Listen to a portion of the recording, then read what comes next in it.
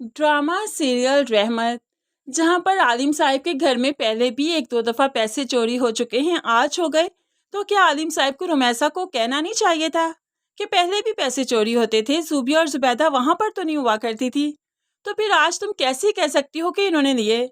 लेकिन आलिम साहिब वही देख रहे हैं जो रुमैसा दिखा रही है। उन्हें भी लगा कि शायद जूबी को अपनी फीस के लिए पैसों की जरूरत थी, इसलिए शायद उसी ने निकाल लिए। अब यहाँ पर रुमैसा अच्छा खासा हंगामा करती है, जूबिया बता दो पैसे कहाँ पर हैं, वरना यहाँ पर पुलिस आ जाएगी, वो थोड़ी रकम नहीं थी। तो आलिम साहब भी कहने लगे, बेटा तुम्हें अगर ज़रूरत थी मुझसे मांग लेती, मैंने पूछा भी तो था कि अगर चाहिए तो ले लो मुझसे, लेकिन हाँ अगर तुमने मुझसे नहीं मांगे, उठा भी लिए तो कोई बात नहीं, घर की बात है, तुम्हारे ही पैसे थे, तुम चाहे तो ले सकती हो, बस बता दो मुझे।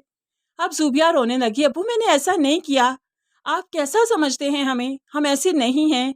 अब यहाँ पर जूबिया जल्दी से फ़ोन कर देती है परिशे को, जो कि अयान के साथ घर जा रही थी, क्योंकि ना तो बारी की कॉल मिल रही थी और ना ही ड्राइवर आया और ना ही उसे कोई कैब मिली।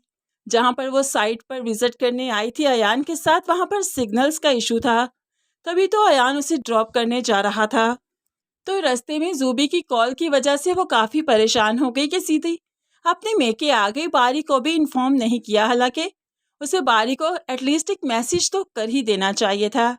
अब यहाँ पर अनाया को जो सब कुछ मालूम था, क्योंकि अयान ने सब बता रखा था, इसलिए तो वो अपनी भाभी के साथ अब बारी की तरफ आती है, जो कि परिशे की वजह से परेशान था कि वो अभी तक आई नहीं, ना ही उसकी कॉल मिल रही है, मैं बहुत परेशान हूँ।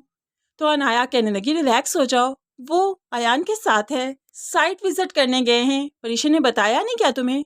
अयान ने मुझे बताया था, खैर उन दोनों का अकेले जाना मुझे सूटेबल तो नहीं लगा, लेकिन फिर ये सोचकर चुप कर गई कि जब तुम्हें कोई एतराज़ नहीं तो मुझे क्या हो सकता है। अब यहाँ पर बारी के दिल में एक बदगुमानी की लहर दौड़ गई कि परिशे एटलीस्ट उसे बता तो सकती थी, वो गई है, कब आएगी, ये सब कुछ उसे बताना चाहिए था, बारी के नॉलेज में होना चाहिए था। और वाकई बारी ठीक सोच रहा है, कम से कम परिशे को एक मैसेज कर देना चाहिए था, ताकि जब सिग्नल आते तो बारी वो पढ़कर रिलैक्स तो हो जाता है। यहाँ पर बगैर इन्फॉर्म किए वो मेके आ जाती है। यहाँ पर एक तमाशा लगा था, जो कि चोर ठहरा रहे थे जुबैदा को और जूबिया को। तो परिशे अपने बाप से चीखते हुए कहने लगी, अगर दादी जिंदा होती ना तो बहुत बड़े सदमे से दो चार हो जाती कि उनका बेटा अपनी ही बेटी पर चोरी का इल्जाम लगा रहा है। आपको शर्म नहीं आ रही? क्या हम लोग ऐसे हैं? अब यहाँ पर बाप भी चुप कर गया और अपने कमरे में चला गया, लेकिन उसकी सोच यही है कि जुबिया को पैसों की जरूरत थी, होप से उसने ले लिए, लेकिन बता क्यों नहीं रही। लेकिन दूसरी तरफ परिशे अब इन्हें बताती है कि वो बहुत पहले ही ऑफिस से लोन अप्रूव करवा चुकी थी और घर ले चुकी है, इसलिए बहुत जल्द अम्मी और जुबिया वहाँ पर शिफ्ट हो जाएं।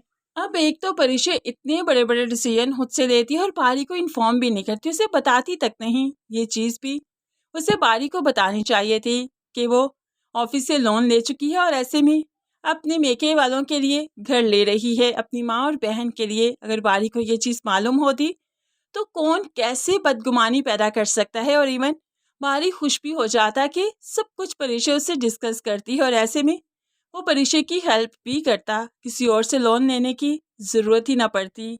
लेकिन परिशे का दिमाग किस और चल रहा है ये परिशे ही जानती है। वो सब कुछ खुद हैंडल करना चाहती है, हर चीज़ को अपनी मर्जी से चलाना चाहती है, जिसकी वजह से ज़िंदगी के एक मोड़ पर जाकर हसारा उसका मुंतज़िर है। दूसरी तरफ रमशा भी अलीज़े की ज़िंदगी को बर्बाद करना चाहती है, उसे खुश नहीं देखना चाहती। तभी तो ज़ुहैब अपने दोस्त के भाई के साथ जो अलीज़े का बिजनेस सेट कर रहा है, तो ऐसे में रमशा आगे चलकर इसी भाई के साथ ही अलीज़े को बदनाम करेगी और उसे इस घर से निकाल बाहर करेगी।